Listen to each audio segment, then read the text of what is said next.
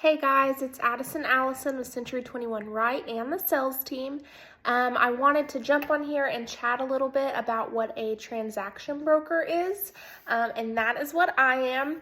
So my first two transactions of the year were actually 4 deals because on both properties I had both the buyer and the seller.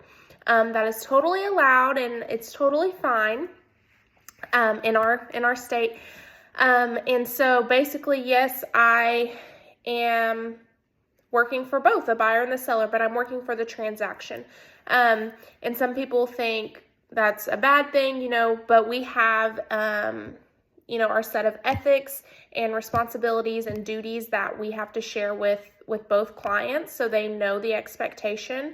And basically what that means is I'm not allowed to lie to anyone or tell anything that isn't true, but I also have to protect both parties' privacy. So, if a seller is going through a divorce or something, really personal where they have to sell, I can't go and share that with my client, the buyer.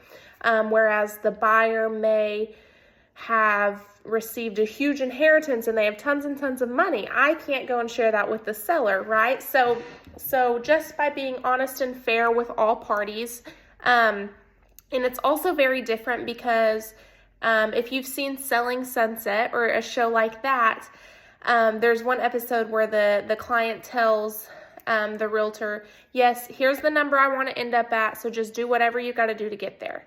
We cannot do that. So I do not make any decisions for my clients. They make all of the decisions. I can absolutely give my advice, my opinion, my past experience, but definitely they are the ones who decide, on what to offer and all of those things.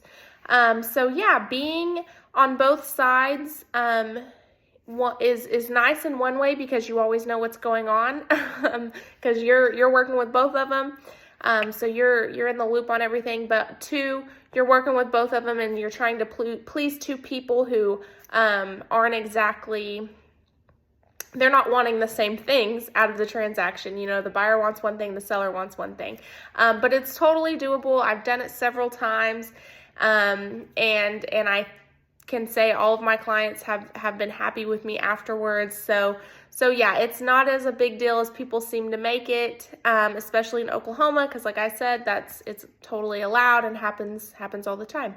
So yeah, a little bit about what a transaction broker is. Bye guys.